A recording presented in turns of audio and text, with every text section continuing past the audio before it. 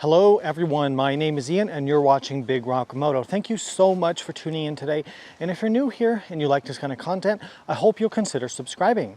Suzuki V-Strom fans, this is your chance to rejoice. For 2023, Suzuki has brought a number of updates to their 1050 V-Strom models. Now, I know the new V-Strom 800DE with its smaller parallel twin engine and lighter weight is probably of more interest to more people because it's in that new midsize adventure segment. But you should not ignore this bike. Suzuki's done a number of things to their V-twin powered 1050 V-Strom to make it more off-road capable. Now, don't worry, the reviews on the 800 V-Strom are coming very soon, so stay tuned for that. So the Suzuki V-Strom 1050DE replaces the outgoing 1050 XT model. They've added a 21-inch front wheel, and it's made to be more off-road worthy to compete with bikes like Honda's Africa Twin. So the question is, does this new V-Strom 1050DE have what it takes to go up with the best rivals in the category? So today we're going in depth. We'll start by talking about the models, features, and pricing. I'm going to show you the seat height and the riding position of the bike. We're going to do my drop and lift test. We're going to get it on the highway for a test there. We're going to take it off-road, test it there. We're going to come back here. We're going to summarize the pros and cons, talk about some of the competition and how it stacks up, and then we're going to have some final thoughts. So with that, let's get riding on the new V-Strom. All right, sound check on the new V-Strom.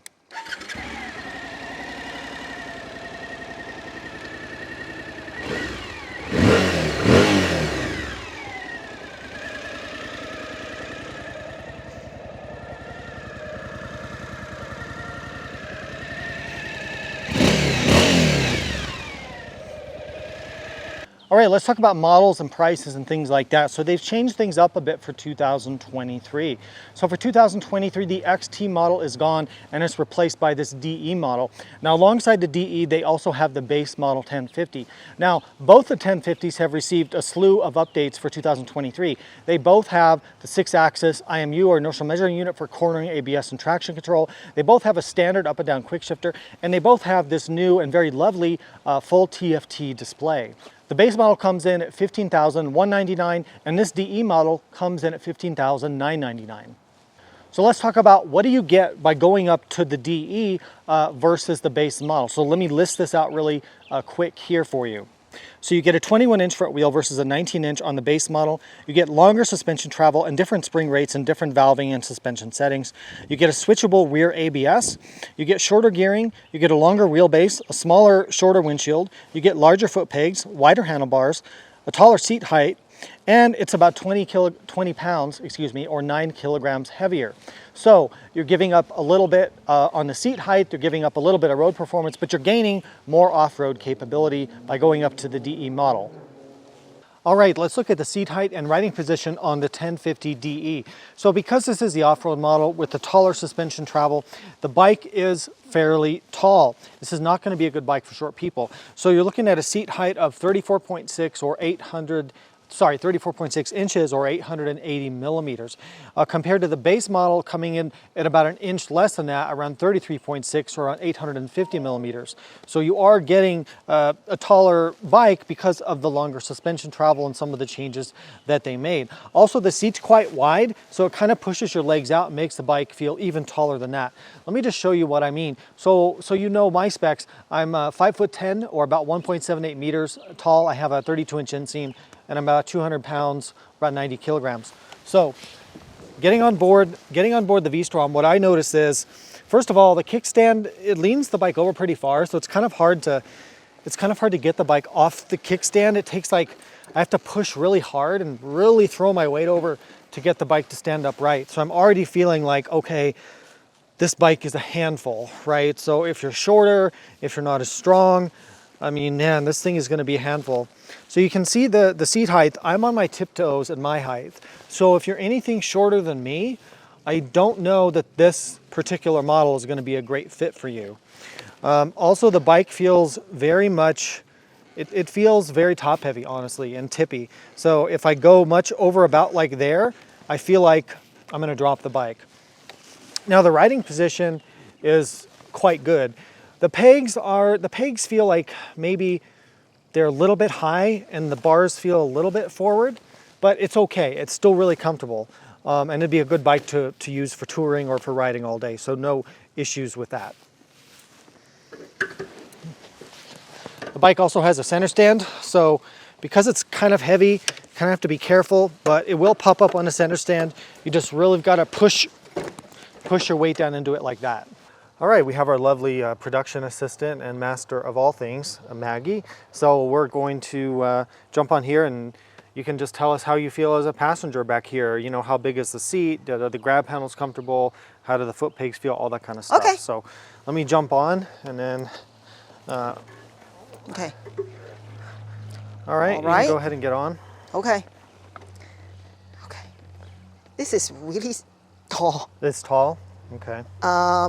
Again, I'm not an experienced rider. I'm sure for most people this would be fine. Okay, I'm going to get on, okay? Yeah. Okay. Okay. This is really comfy. At least on the seat. So yes. You can see there's a lot of room. I'm not cramped at all. I've got plenty of room up here. I can feel her legs, but and you've got my love handles to hold on to. More like your belly. My belly. Okay, thanks. Yeah, thank you. Thank you. But how's the grab handles and everything? No, this is good because this is high enough. I remember there were some bikes, and I don't remember which one. There's some of them they're like all the way in the back, but this one is on the side. I can easily grab it. And you have a lot of leg room. Yeah. How does the seat feel? It feels really comfy. The seat feels really comfy. Okay, great. Well, thank you, Maggie. You can go ahead and get off. Okay. Right, so it's tall. It's a tall bike. That's one thing you noticed. Yes. Yeah, okay. But again, as an inexperienced rider, this is a challenge. I'm sure like people who are more experienced in riding, they would be fine. Okay, I'm going to get off. All right, let's cover the specs, features, and take you on a tour around the 2023 Suzuki V-Strom 1050 DE, or Dual Explorer. So let's start with the weight and some of the dimensions and specs. So we're looking at 554 pounds fully fueled up with a full tank of gas, or about 251 kilograms. This makes it 55 pounds or 25 kilograms heavier than a Tiger 900 or an Africa Twin 1100, and about 5 pounds heavier than BMW's R1250 GS. And it also carries the weight pretty up high, but we're covering that sort of in other parts of this review. Suspension setup, it's a 27-degree front rake angle on the suspension, which is a pretty stable geometry, which is a nice thing to have. Then you also have a long wheelbase. So it's a 62.8 inch or 1,596 millimeter wheelbase. It's long and stable. The only bike with a longer wheelbase than this in the adventure category might be something like a Ducati Desert X. Let's talk about the ground clearance. So we have 7.5 inches or about 190 millimeters of ground clearance. For reference, that's 2.3 inches or about 55 millimeters less than an Africa Twin, and it's about 3 inches less than a KTM 890 Adventure. So you are a little bit limited here in terms of off-roading with the ground clearance, but it does come with a skid plate, which seems to be pretty sturdy. Now, warranty in the USA, this comes with a 2-year warranty. Taking a look at the engine here, it's a 1037cc double overhead cam, liquid cooled 90-degree V-twin, 4 valves a cylinder, a compression ratio of 11.5 to 1. You've got fuel injection, ride-by-wire. Power, we're looking at about 106 horsepower or 79 kilowatts at 8,500 RPM.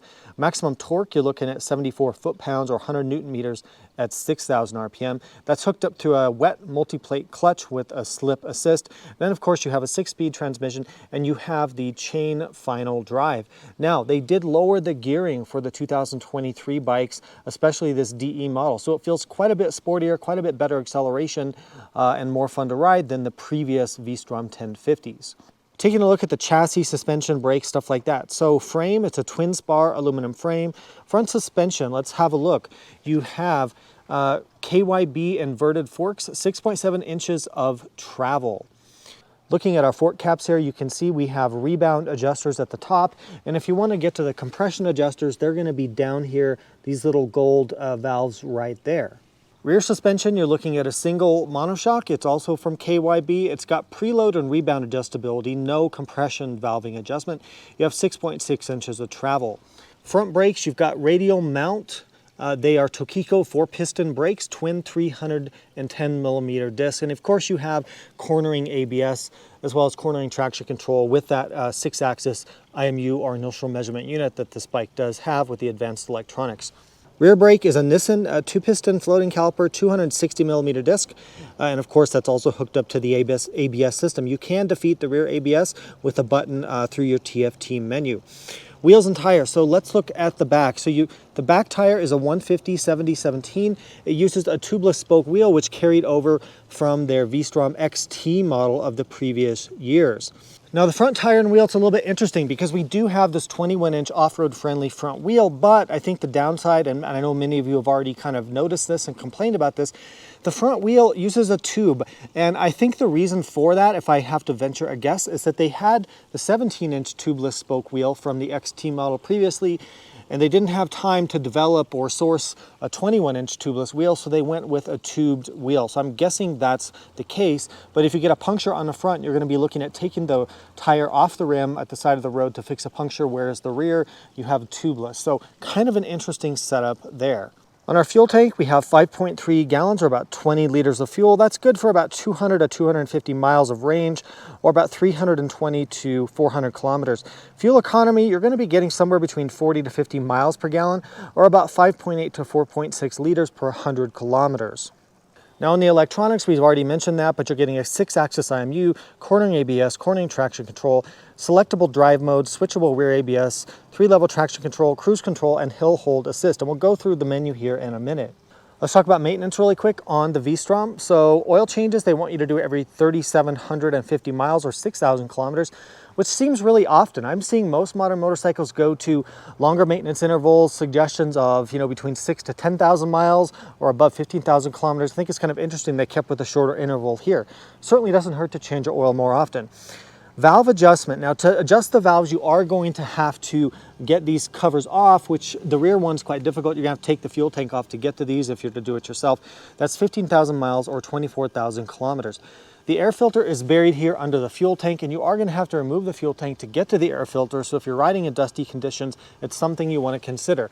Because it's that 90-degree V-twin engine, that's really the only place they can put the air box is under the tank like that. The Ducati Desert X suffers from the same issue there.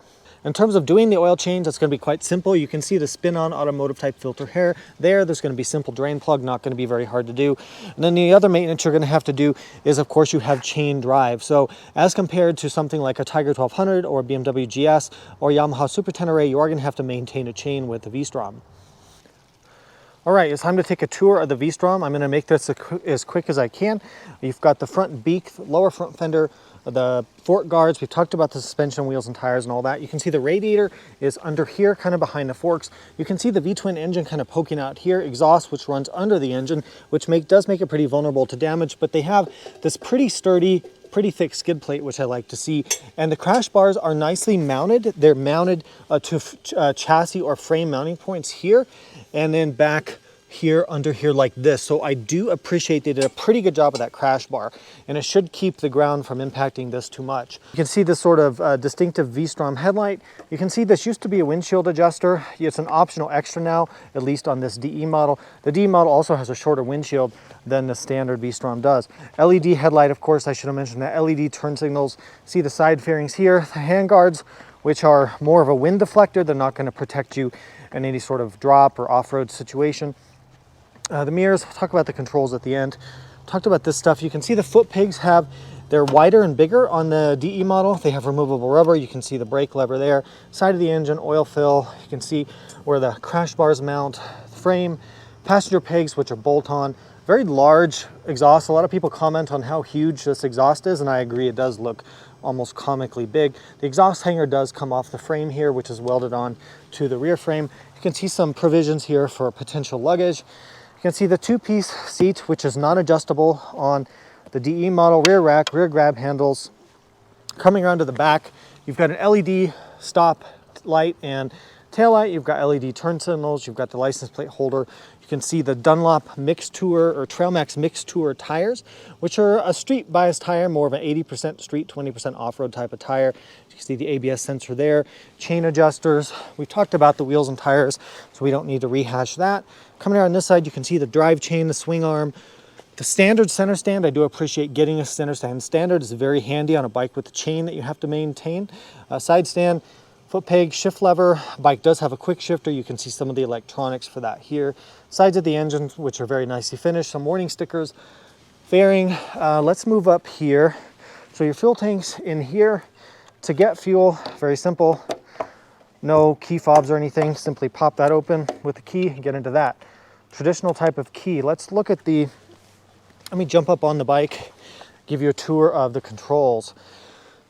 All right, so our control levers. Clutch is a hydraulic clutch. You have an adjustment here for the reach. You also have an adjustment for the front brake reach there. Mirrors are quite effective and large, so that's nice to have. We talked about the handguards already. You can see the control switches. You've got horn, turn signal. This is for the cruise control setup here, up and down, and also uses your menu, and you got a mode button. We'll finish with the TFT. Then you've got stop start switch here, four-way flashers, which I had going there. You could see that. Cruise control system on and off right there. And that's about it. Typical handlebars. The handlebars are taller and wider on the DE models. And we've talked about your suspension adjustments there. You also have a USB power outlet here, which is nice to have. You have a GPS mounting bar, which is very, very sturdy. And you have this windshield that you can adjust by removing the hardware here with tools and then moving it up or down, but it's not something you can do quickly because you do have to pull out tools to be able to do that. I like how the TFT kind of has the sunshade here. That's very nice. Now, speaking of the TFT, what you have here in the standard display, you've got a large sweeping tachometer. You've got trip computers here. We can scroll through trip 1, trip 2, distance to empty, odometer, things like that. So that's good. Oil or coolant temperature, air temperature, fuel economy there, fuel gauge, which has 5 increments, large speedometer, large gear indicator, traction control setting, drive mode, and ABS. So the way this works is traction control. So in order to control these things, you hit the mode button like this. Now you can see TC is highlighted. Now to change my TC, now I simply go up and down on this button here. It's very easy to use. Gravel mode, off, 1, 2, 3. So 3 is most intrusive, 2 is less intrusive, 1's less intrusive, off. Gravel mode is almost barely any traction control at all. To go over to your drive mode setting, you hit mode again. You've got A, B, and C. It's the throttle response. So A is the sharpest throttle response, B is a moderate throttle response, and C is the most muted throttle response, otherwise known as maybe like a rain mode. So we'll leave that in A. Going over to the ABS, in order to change the ABS setting, you have to hold down. You can't just click the button, you have to hold it. So you hold it. Setting number 1 is less intrusive, and if you hold it again, it'll go to off, and when it's off, it'll say ABS rear off there. So I like how they did the controls. It's very simple. You can jump on the bike, use it right away, no fuss, very simple, intuitive to use, and I really like this TFT. Now, if you hold the up button here on the cruise control selector, you can then get into the menu, and you can go in here and do things and customize different things, quick shifter, hill hold, things like that. I'm not going to go through all this information. You can go to your service information. You can go to settings in here. You can control settings for the display, different things like that. So we're not going to go into all that kind of stuff right now, but it's pretty easy to navigate, pretty easy to use, and I really do appreciate that. All right, let's get the V-Strom for a little road test here. Now, I've covered a lot of this in the first ride vlog, so it's probably not going to be too detailed, but let's go ahead anyway.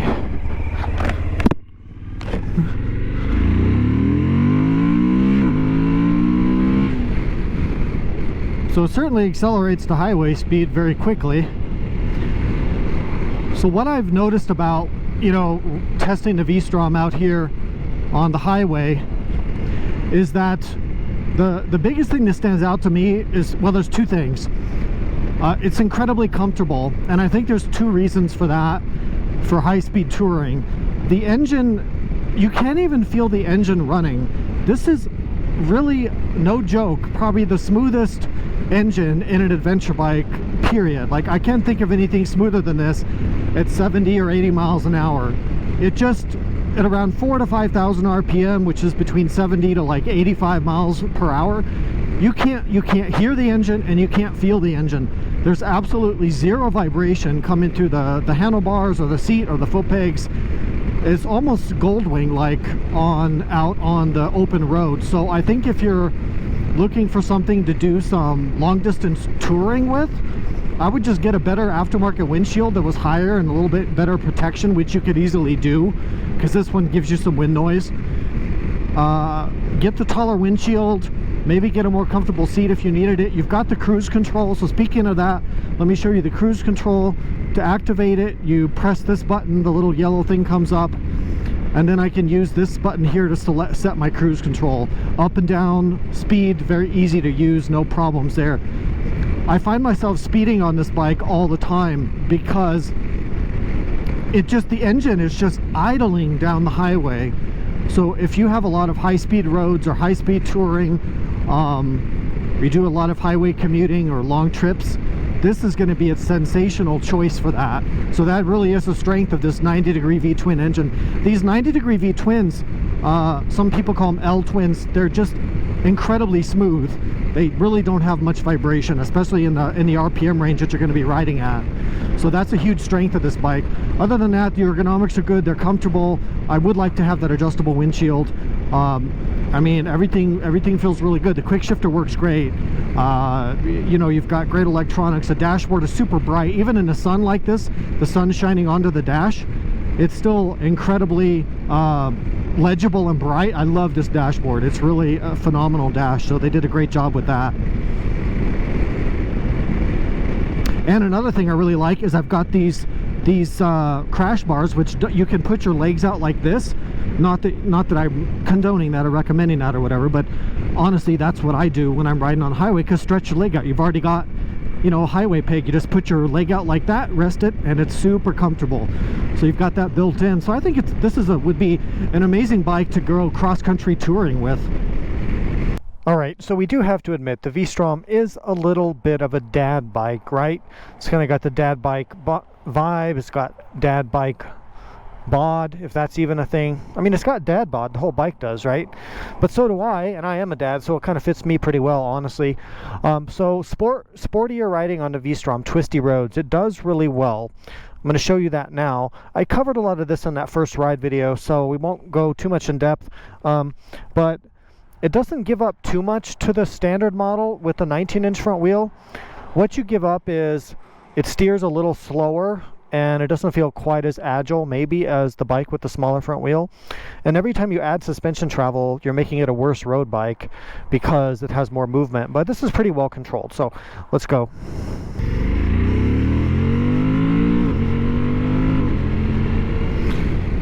So the last 1050 V-Strom I tested, one thing I said about that bike is I was like, oh, I wish this thing had a quick shifter. Well, they answered my prayers. Now we have a quick shifter. So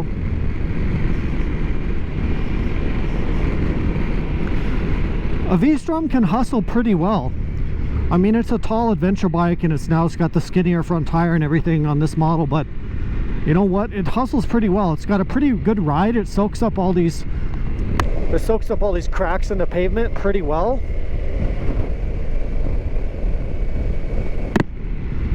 And I mean, it's enjoyable. It's not a sport bike,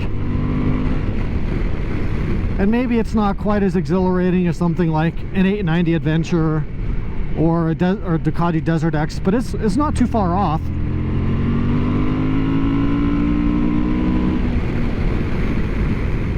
By the way, the brakes are pretty phenomenal. They're very good brakes.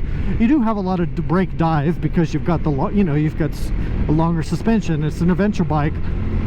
But the good part about the longer suspension is this road is like very bumpy, and it absorbs all that really, really well.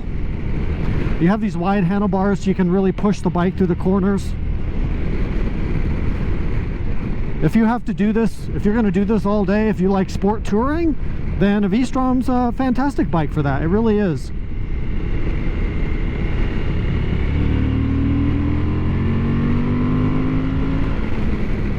You know, plenty of grunt from the engine, no problem there.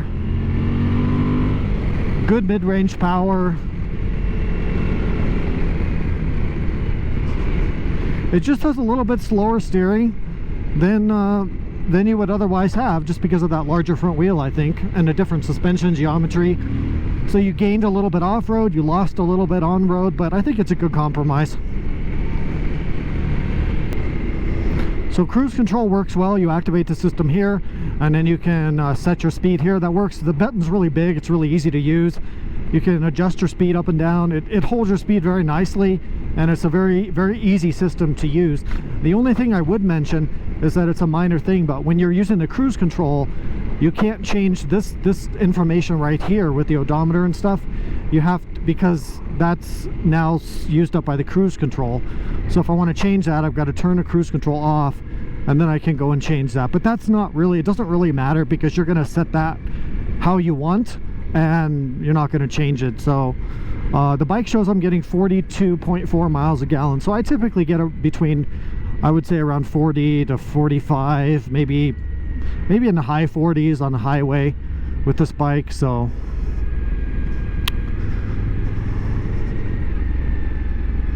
it's a busy weekend here in Idlewild today. It's Memorial Day weekend, so everybody's out. All right, it's time for the off-road test of the V-Strom 1050 DE. So we'll use our usual testing course, the rutted out kind of mountain ridge road, all the good stuff to test the suspension. We'll do the drop and lift test. We'll go on the sand. We'll test that out. We'll do some slow speed stuff. So let's get to it. So I think, you know, the pros and cons of the 1050 DE when we're talking about off-roading. Obviously, you know, the ground clearance is a little bit limited, but we do have a pretty good skid plate, so I'm happy about that. Crash bars are really, really nice. We'll show you how those work when we do our drop and lift test. This is the first V-Strom ever with the 21-inch front wheel, so we've got that going in our favor. That's really good. It's heavy, 550 pounds. It's also top heavy, and it's got a tall seat height, so it's a little bit tippy, a little bit scary in slower speed situations. And you definitely feel the weight on this bike. It's not a bike that really hides its weight. Tires, these tires suck for off-road. These are more of a road tire. Playing around yesterday in the sand, I almost got this thing buried in the sand, which would have been very, very bad because it's very heavy to try to get this thing out. Our suspension. So the suspension quality is pretty good on this, but you're only working with 170 mil or 6.7 inches of travel. That's pretty limiting for an adventure bike, and I'll show you the limitations here as we start to ride. Now, in terms of the electronic setup for off-roading, we have a few different options here. So let me show you what we've got. One thing I don't like about the electronics is that the ABS resets, turns back on every time you cycle the key, so you're gonna have to keep that in mind. So for traction control, we have 2, 1, off, and gravel. Gravel mode, or G mode, gives you a tiny bit of intervention at the last minute, lets you slip a lot. 1 and 2 really are not suitable for off-roading. They have so much intervention, they're really best for use on the highway. So we're gonna go ahead and use the gravel mode. Drive mode, I like B. It's a progressive throttle. You have the same power as you have an A mode. It's just a little bit gentler throttle response. ABS, so we're going to go ahead and turn that off. In order to do that, you have to click it once, then hold it down. No, click it. How do we do this? Hold it down, hold it up. There we go. Hold it up. Hold it again. Okay, then we get off. It says ABS off to the rear. All right, now keep in mind the DE model, the ergonomics are improved on this bike versus the standard 1050. You have wider handlebar, taller handlebar, wider foot peg, shorter windshield. So they've tried to make it better for off-road.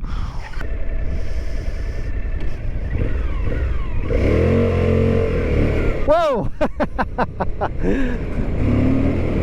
So in gravel mode, the rear will slide out pretty much all the way. It's really not going to catch you from a big power slide.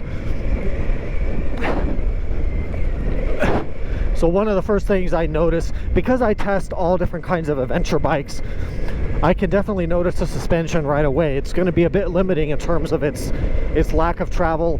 And also the suspension, especially the front fork, it seems like it's really softly sprung, and it'll blow through the travel pretty fast on the front fork. So if I hit some sharper bumps or ruts or tree roots, something maybe like that, or like this right here, it comes very close to bottoming out the suspension.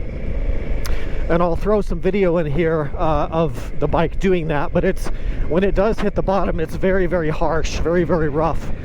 And you run into that pretty fast. It really makes you keep your pace down off-road, because those front forks will just smash into the bottom out really, really, really easily. The rear shock is not too bad.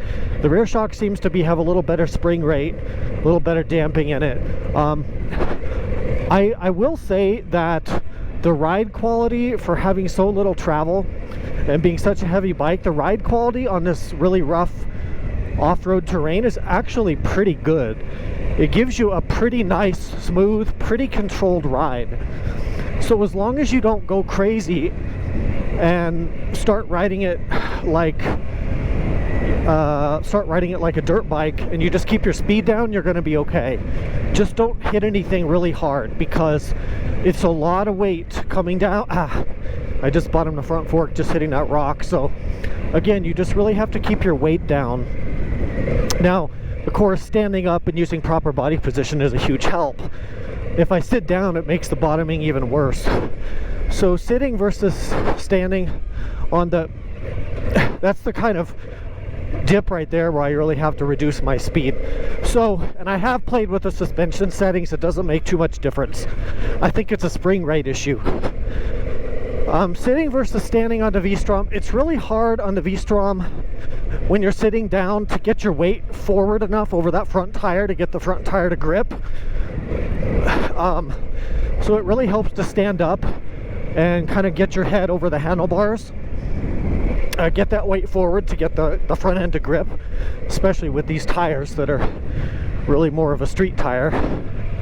The standing position is okay. The pegs feel maybe a little high and a little forward, and the handlebars, well, you could adjust the handlebars, so that's really not a big of a factor. I would just roll these forward a little bit if it was my personal bike that I was gonna ride. So when you start to go a little faster, the bike's fairly stable. It's pretty comfortable. I mean, I think if you're going to do a lot of gravel roads or dirt road touring and you're not going to do any real like serious off-roading, I think the V-Strom is certainly a very good choice for you.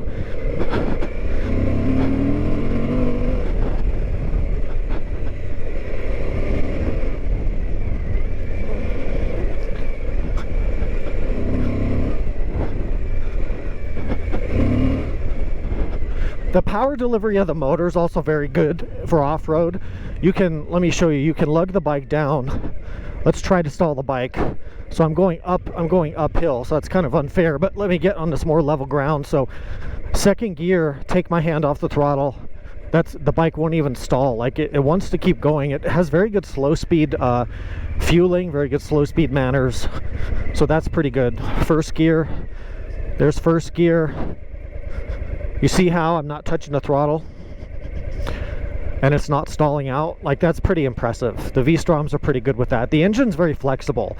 It has power all through the rev band, and it doesn't like chug or do anything weird when you really gear or lug the engine down, which you do have to do sometimes in off-road situations. Doing tight turns or U-turns on the bike is like this here. Is a little bit sketchy because the bike is so tall and so top heavy and tippy that it kind of saps your confidence. So even for me, I'm about average height, and I'm a pretty experienced rider. Even for me, this bike is a little bit sketchy doing like the U-turns and stuff like that. So off-road braking, well, I've obviously got the ABS off to the back, but the front ABS, yeah, there's the front ABS is still engaged. I mean, it's got a ton of power, so it's going to light up the rear tire really easily.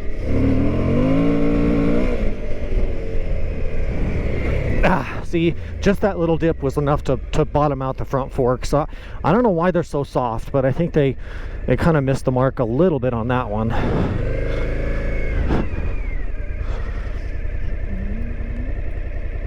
Yeah, so coming to a stop is absolutely like, you really have to be conscious about planting your foot down on one side. You can't put both feet down. If you do that, the bike's just going to be wobbling all over.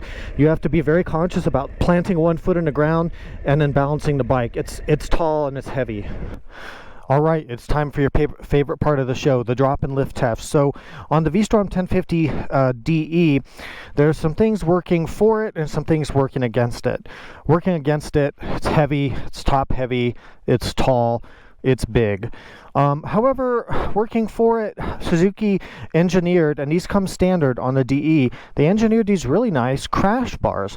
They're almost like a tip over bar. You see how they've got this piece sticking out here. I really like how they attach these to frame mounting points and wrap them around. You can see frame, and back here to the frame. They didn't mount it to the engine. I think that's a brilliant design, very well engineered. You don't see this kind of engineering on aftermarket crash bars too often. And then you've got the good skid plate. So the bike, I've already played with this, you can tell. The bike kind of rests on these crash bars, and it really helps you in terms of lifting it. It also helps prevent the fairing from smashing into the ground. Now, if you had really rocky, uneven terrain or real-world crashing, you might still break the fairings and things like that. And of course, I always recommend getting you know, real handguards. These are just a wind guard from the wind. These are not going to provide any. So I mean, I could break them just with my finger like that. So that's obviously not doing you any good. So since it's not my bike, we're not going to crash it, and we're not going to slam the bike to the ground. I have to give this bike back to Suzuki. So let's be very, very gentle as we lower it down here. And I guess which side are we going to do this on? I guess we'll do it, make sure the kickstand's down. I guess we'll do it on the other side because it's in the sun, it's easier to see. So I'll move it up here so it's not hitting those rocks. Alright, so gently lower this thing down. Well, I'm going to hit the exhaust on that side. Well, maybe not. I guess we'll go ahead and do it. Okay, so there we go. There's what's happening. It looks like the exhaust is contacting on this side. I can see my foot pegs in the ground. I can also see this engine bar is definitely doing its job. So I appreciate that. Now the bike could rock further over. It seems pretty steady, but it could fall over, and then you would be have a factor there with your handguards or potentially your fairing. But you can see how much room you've got before that fairing hits the ground. I think the exhaust is also helping us a little bit because we're on this side. So that's not too bad. That's not too bad. Now I've tested it on the other side on my own, and I did fall over further on the other side because you don't have the exhaust. But you can see here's the angle that she falls over. That's not too bad. That's really not too bad. So good job, Suzuki, on those crash bars. So I'm going to do a butt to the seat kind of lift here. Make sure you try to lift with your legs and not your back. That kind of reminds me of picking up a GS or something like that. That's really not bad.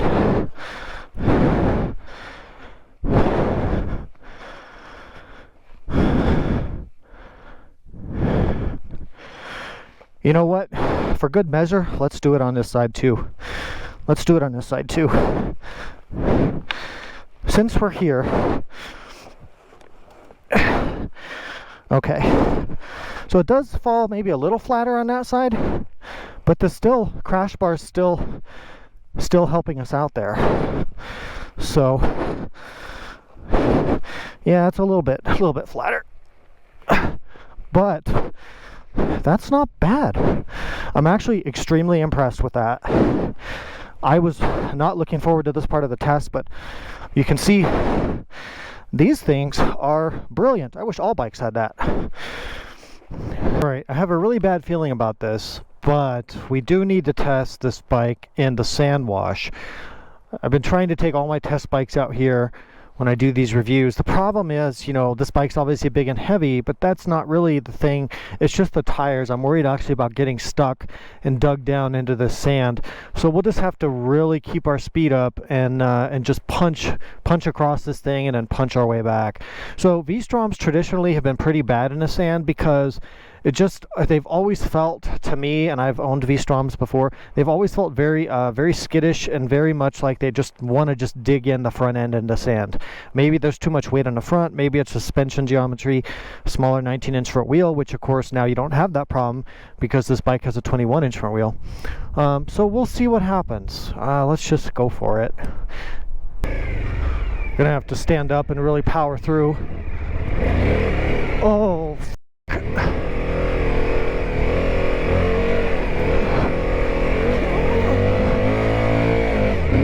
oh, holy crap. Okay. That was sketchy. That was really sketchy. I did not like that. So the bike felt really unstable. Now part of that is the tires, and I also felt like I was going to get stuck. So when we punch back through here, we're really going to have to is some pretty deep sand. So, you know, most V-Strom 1050 buyers are not going to be riding in sand washes on street tires. I get that. But again, we have to test this thing out.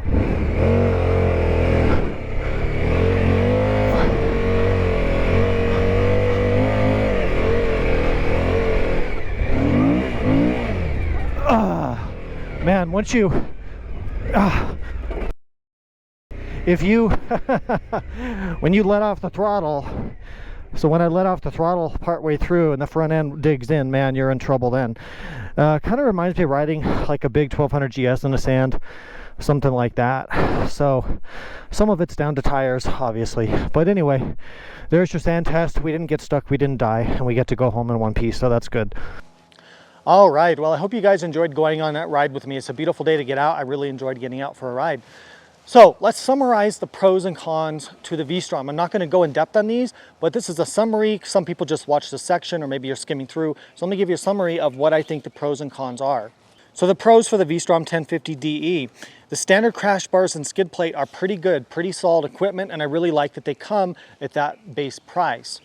The 90-degree V-twin engine, it's very smooth, it's very unique. There's not too many motorcycles that have the 90-degree V-twin. It's very well balanced, and even at very high speeds or higher RPMs on the highway, you can barely feel the engine running. It also sounds good, so I'm a really big fan of these V-Strom 90-degree twin motors. I think they're phenomenal. The TFT display, this is one of the best TFTs going right now in the business. It's not huge, but the way the information is laid out is very logical, well presented, easy to use. I like that we're getting standard cruise control, unlike the 800 model. It was kind of a disappointment that the V-Strom 800 didn't have cruise control, but if you want that, Suzuki kind of wants you to upgrade and get this 1050 model. Another huge pro to the V-Strom, if you're somebody who stacks a ton of miles on your bikes, do a lot of touring, a lot of long distance riding, and ultimate reliability and durability is important to you, then you should be looking at a V-Strom, because there really probably isn't a more reliable or well-respected motorcycle in the world for reliability than a Suzuki V-Strom.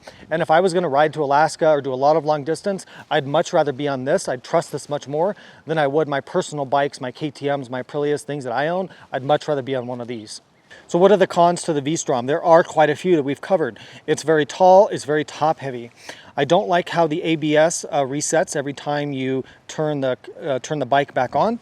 I don't like how you can't adjust the windshield, at least not without pulling out your tools on the side of the road. The low ground clearance and a vulnerable oil filter location, I showed that. I'm a little worried about that for more harder off-road riding, although I know a lot of people are not going to do that with their V-Stroms. The suspension travel is pretty limited. The suspension's also pretty soft, as I showed, so you bottom out the suspension fairly easily, especially the fork is very susceptible to bottoming. I don't like the fact that they took away the adjustable seat height. So in the last 1050 I tested, you had an adjustable seat. They took that feature off, so you're stuck with the higher seat height. I also don't like the fact that they kind of cheaped out and didn't give us a tubeless front wheel. The rear is, I've never seen a bike that had a tubeless rear wheel, but a front wheel with a tube. That doesn't make any sense to me, and I feel like that was kind of a miss by Suzuki. And I think finally the last con is it struggles just a little bit in terms of value or content for the money compared to its most direct competitors. It's not bad, but it's not amazing. All right, so how does this compare to the competition? Now, we don't have time in this video to go through all the adventure bikes and talk about how this compares. If you want that kind of thing, I do have adventure bike buyer's guides, which I'll link below, and you can find that on my channel homepage. All my videos are organized on playlists. So without going into all that, here's kind of what I will give you off the cuff in terms of a comparison. A V-Strom, this 1050 V-Strom is more of that road-oriented or touring-oriented adventure bike. The reason I say that is you have a wonderful engine that loves to run at highway speeds very smoothly, loves to do that. You have limited ground clearance, limited suspension travel, you have a bit of a vulnerable engine and oil filter, so it's not the best for really rugged riding. This is going to be more of your touring-oriented adventure bike. The reasons why you would choose the V-Strom 1050, if you like the V-twin engine, which I personally really do, if you really value ultimate durability, ultimate reliability, the V-Strom is something you should absolutely be looking at. Of course, alongside bikes like Yamaha Super Tenere or Honda's Africa Twin, those are also very reliable, but the V-Strom is right up there with the best of them. The other things I like about it, I think the TFT Dash is one of the better ones out there. It's much easier to use than something, say, like the modern Africa Twins are, so I really like that feature. Ultimately, however, It has the weight and the size and the bulk of something like an R1250 GS, but of course it doesn't have the performance or the luxury of the R1250 GS. It also doesn't have the price tag. So you have to consider what this bike costs and look at everything else out there and make your own decisions. This is definitely in that heavyweight adventure category. This is not competing with the Tenere 700s, even something like a Tiger 900 or Ducati Desert X. Those feel a whole size class smaller than this, and they really are. This thing is heavy, big, tall, and it's really, in my opinion, not the best off-road choice if that's the kind of riding you want to do. Final thoughts on a Suzuki V-Strom 1050 DE or Dual Explorer. I think Suzuki did a really admirable job of taking a bike they already had, updating it, bringing it into the fully modernized world, and adding some real genuine off-road capability. If you're a Suzuki V-Strom fan, you like the V-twin engines, you may be disappointed that the new 800 is using a parallel twin engine now. You like the V-Strom because of its reliability, its durability, its comfort, all those things like that, but you want a little bit more off-road ability. Maybe you're on an older V-Strom and you're looking for something that has a little bit more dirt worthiness, but you want to stick in the Suzuki family, then that's what Suzuki made this bike for. They made this bike for you, if that describes you. Is this new V-Strom 1050 DE perfect? No. Is it super competitive with some of the best rivals out there? Honestly, no, it isn't. But it's still a great motorcycle that could make a lot of people happy. You just have to consider what your priorities are and look at everything else out there and try to make the best decision for yourself. For myself, I really enjoyed my time riding this DE model. Thanks again to Suzuki for lending it to me for the past month. I think they did a great job updating it, but I also do think that I'm really excited to see the 800 DE, which is coming, I hope, in the next few weeks to the channel, so stay tuned for that. I hope this review was informative and useful. If it was, please consider supporting Big Rock Moto. There's ways to do that down in the description below. Thank you so much for watching. Ride safe, and I'll see you out there.